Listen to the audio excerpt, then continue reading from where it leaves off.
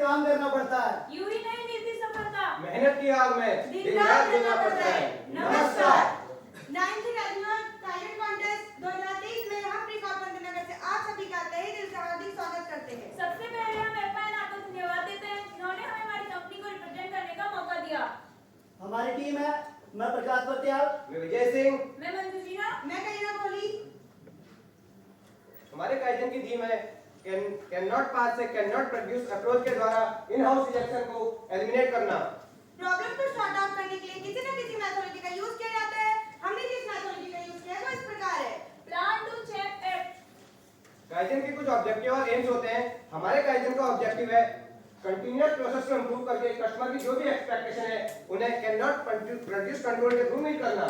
और हमारे एम है in house rejection 0, quality surveillance report 0, field failure report 0। हमारा अप्रोच है जो हम प्रोडक्ट बनाए वो फर्स्ट टाइम में ओके हो, इसके लिए हमने जनरल रूल 1.2.1 को फॉलो किया है, जिसके लिए हमने सीएफटी फॉर्मिंग की, जिसमें हमने अलग-अलग डिपार्टमेंट अलग मैनुअल लिए। बात करते हैं स्कोप आइडेंटिफिकेशन की। तो आप देख सकते हैं हम 3 टाइप के प्रोडक्ट को असेंबल करते हैं, speedometer, fuel level sensor, oil pump assembly.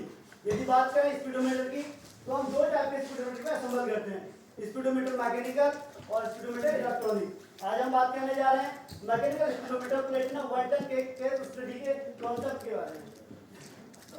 अगर हम प्रोसेस वाइज डिफेक्टिव क्वांटिटी की डिटेल्स की बात करें तो हमने इसे मार्च 23 से कलेक्ट किया, जिसमें हमारा डाटा कुछ इस प्रकार है। अगर हम स्टार्टिंग से फाइनल तक की बात करें तो इसमें हमारे टोटल प्रोसेस 26 इन्वॉल्व है, जिसमें से हमारे पास 8 प्रोसेस ऐसे थे जिनमें इन हाउस रिजेक्शन 0 था। इसके लिए हमने प्रोसेस को डायग्राम की स्टडी की, फ्यूल गैस समझने के साथ-साथ बेसलाइन प्रोसेस को भी फॉलो किया।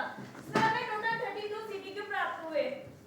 जिसके बाद हमने क्यूएल क्यूमेटिक्स का रिजेक्ट किया, जिसमें हमने 490 की हेल्प ली। जिसके बाद हमारे पास कैनॉट पास की 20% और कैनॉट प्रोड्यूस की 12 प्रोसेस थे।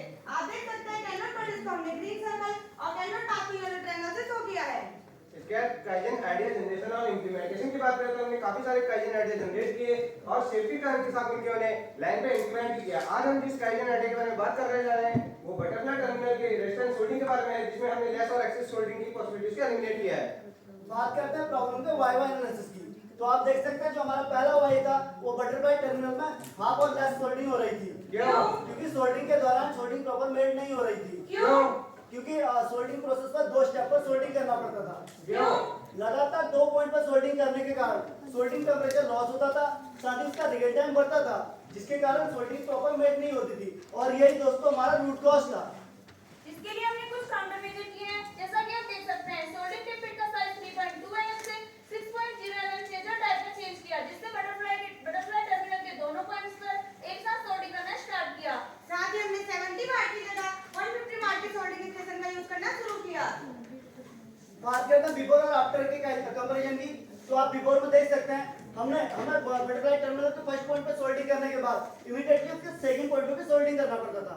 लगातार 2 पॉइंट पे सोल्डिंग करने के कारण सोल्डिंग प्रॉपर मेड नहीं होती थी, जिसके कारण टेम्परेचर लॉस होता था, साथ ही उसका रिगेनिंग टाइम अप होता था।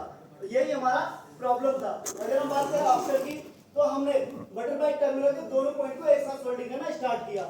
साथ ही हमने टिप पिट का साइज 3.2 mm से 6.0 mm में कन्वर्ट किया, जिससे हमारा साथ ही हमने 70 वाट की जगह में 150 वाट के सोल्डिंग स्टेशन को रिप्लेस किया और उससे हमारा टेम्परेचर रिगेनिंग टाइम इंप्रूव हुआ, जो 2.0 सेकंड था अब वो 0.25 सेकंड हो गया। अब आप सोच रहे हो कि हमने सोल्डिंग टिप पिट का साइज 2.2 mm से 6.0 mm मेजर टाइप में चेंज कैसे किया, साथ ही 70 वाट से 150 वाट के सोल्डिंग स्टेशन को कैसे रिप्लेस किया, ये हम आपको आगे बताएंगे। इसके लिए हमने डीओई मेथोडोलॉजी का यूज किया। हमने इसमें अलग-अलग वाट के सोल्डिंग स्टेशन पर अलग-अलग बैग की सोल्डिंग का यूज किया, जिसमें हमें रियल जो है हाफ और लेस सोल्डिंग की पॉसिबिलिटी मिल रही थी।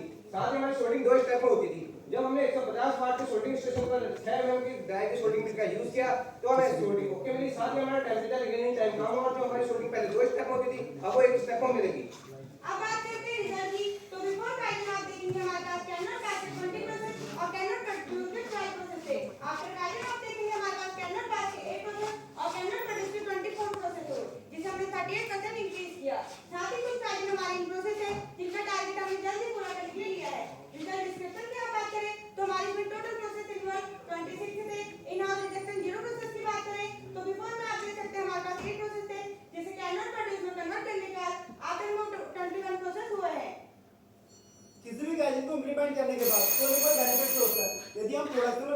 बात करें तो आप देख सकते हैं हमने सोल्डिंग टेम्परेचर का रिगन टाइम इंप्रूव किया, साथ ही हमने बटरफ्लाई टर्मिनल के दोनों स्टेप्स को एक साथ सोल्डिंग करना स्टार्ट किया, जिससे हमारा आवरली 120 से 150 नॉच का इंक्रीज हुआ। क्वालिटी में हम बात करें तो हमने हाफ और लेस सोल्डिंग की पॉसिबिलिटीज को एलिमिनेट किया है।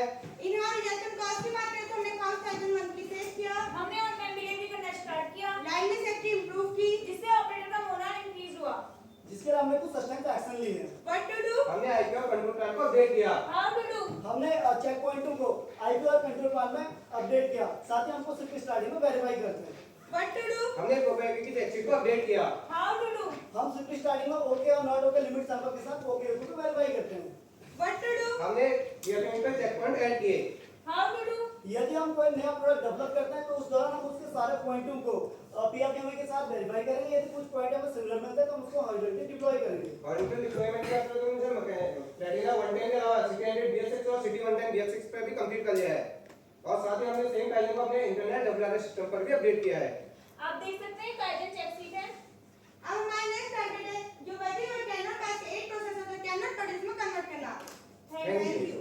अब आपके सवाल को हम सारा आंसर करते हैं।